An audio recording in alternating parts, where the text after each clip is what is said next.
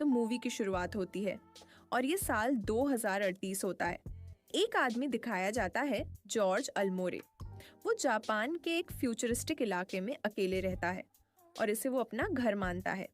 यहाँ उसके साथ रहते हैं दो बॉक्स जैसे रोबोट, J1 और J2।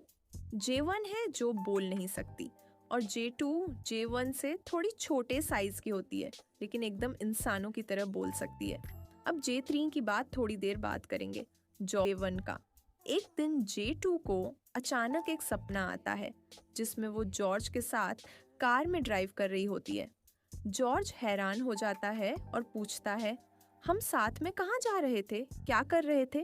लेकिन J2 को कुछ याद नहीं होता।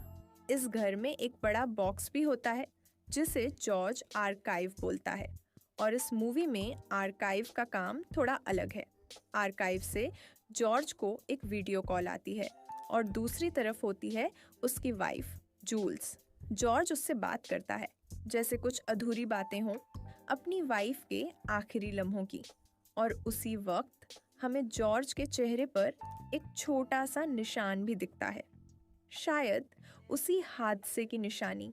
लेकिन फिर सवाल उठता है, जब जूल्स मर चुकी है तो जॉर्ज किससे बात कर रहा है? ये भी जूल्स ही है, लेकिन सिर्फ उसकी एक डिजिटल कॉपी। जैसा मैंने बताया, ये आर्काइव सिस्टम मरे हुए इंसानों की सारी जानकारी स्टोर करता है। साल 2038 है, तो अब टेक्नोलॉजी इतनी एडवांस्ड हो चुकी है कि इंसान की पूरी यादें, सोचने का तरीका, पर्सनालिटी, सब कुछ डिजिटल रूप में आर्काइव में स्टोर किया जा सकता है ताकि उनके करीबी लोग उनसे बात कर सकें उनके मरने के बाद भी। मतलब इंसान तो मर चुका होता है, उसकी कोई बॉडी नहीं होती, लेकिन उसका माइंड, उसकी सोच, उसकी आत्मा एक वर्चुअल फॉर्म में स्टोर हो और उसके साथ दोबारा जीना। लेकिन रोबोट्स के साथ एक दिक्कत थी, वो बीच में डेवलप होना बंद कर देते थे। J1 का माइंड सिर्फ 5 साल की बच्ची जितना विकसित हो पाया, इसलिए जॉर्ज उससे बहुत प्यार करता है। वो कार्टून देखती है, मासूम होती है।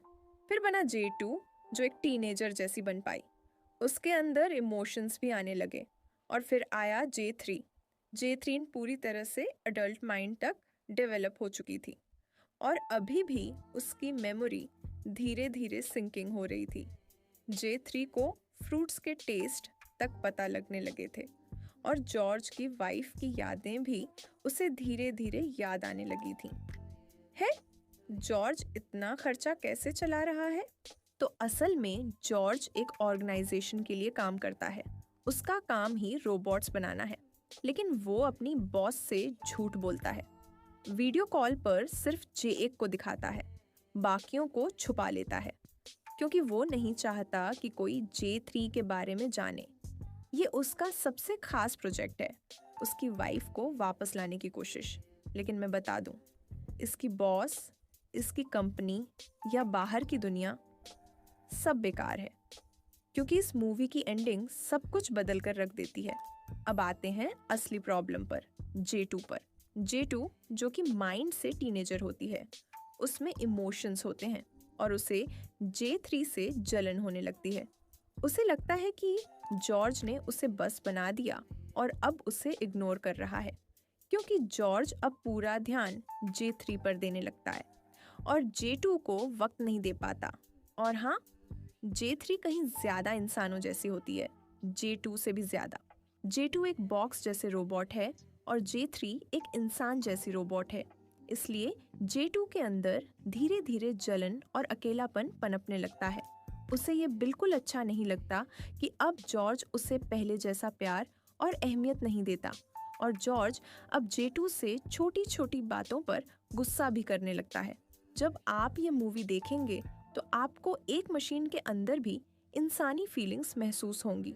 ये बिल्कुल वैसा ही है जैसे जब आपका कोई सबसे प्यारा दोस्त हो और फिर अचानक कोई तीसरा उसकी जिंदगी में आ जाए, वो आपके साथ हंसना, बोलना, बातें करना कम कर दे और फिर आप धीरे धीरे उसकी जिंदगी से गायब होने लगो। J2 भी ऐसा ही महसूस कर रही होती, टूल्स नहीं होते, इसीलिए वह J2 के ही पैर निकाल लेता होती है और उन्हें मॉडिफाई करके J3 के लिए नए पैर बना देता है। जेटू जब जागती है और अपने बदले हुए पैर देखती है, वह एकदम बिखर जाती है। उसका अपना शरीर अब अधूरा कर दिया गया है किसी और के लिए। फिर धीरे धीरे जॉर्ज जे3 को हूबहू कॉपी होती है।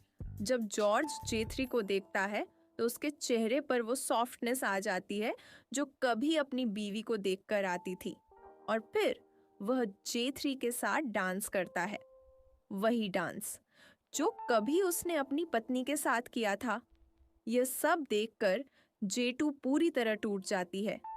वह एक बार फिर अकेले समुंदर के किनारे जाती है और चुपचाप बिना कुछ कहे खुद को पानी में डुबो देती है। उसका पूरा वजूद खत्म हो जाता है। अब कहानी में नया मोड़ आता है। जॉर्ज की बॉस को सारा सच पता चल जाता है कि उसने इंसानों जैसा दिखने वाला रोबोट बना लिया है और उसमें अपनी मरी हुई कॉन्ट्रैक्ट को खत्म कर देती है और जॉर्ज को खत्म करने का आदेश दे देती है। अब बाहर गार्ड्स जॉर्ज के घर पर हमला करने आते हैं, लेकिन जॉर्ज कहता है कि जे3 अब पूरी तरह तैयार है अपनी पत्नी को समेटने के लिए। लेकिन बात यहीं पर उलझ जाती है, क्योंकि जे3 में तो पहले से ही उसकी पत्नी की सारी मेमोरीज थीं। तो फिर दोबारा आर्काइव से क्यों? पहले जे3 साफ मना कर देती है, क्योंकि वह अपनी खुद की मेमोरीज नहीं खोना चाहती। लेकिन फिर जॉर्ज की आंखों में जॉर्ज के पास आर्काइव से एक कॉल आता है। दूसरी तरफ उसकी असली पत्नी की आवाज होती है जो रो रही होती है और उससे आखिरी बार अलविदा कहती है। उस कॉल में उसकी बेटी भी होती है जिससे जॉर्ज ने कभी बात भी नहीं की थी। उसे तो यह तक नहीं पता था कि वह बाप बन चुका है। और फिर मूवी की सबसे बड़ी सच्चाई सामने आती है। उस कार एक्सीडेंट में असल में जॉर्ज नहीं, उसकी पत्नी बची थी और जॉर्ज मर गया था। जो दुनिया हमने पूरी मूवी में देखी वह असली नहीं थी। वह सिर्फ आर्काइव मशीन के अंदर बनाई गई एक वर्चुअल दुनिया थी। वही आर्काइव मशीन थी जिससे उसकी पत्नी अपने मरे हुए पति से बात कर पा रही थी। मूवी की शुरुआत से ही संकेत मिल रहे थे। जे2 जिस लड़की की फोटो देख रही थी वही लड़की जॉर्ज के ड्रीम में दिखती थी। और जॉर्ज कभी अपनी साइड से अपनी पत्नी को कॉल नहीं करता था। कॉल हमेशा पत्नी की तरफ से आता था, क्योंकि वह असली दुनिया में थी।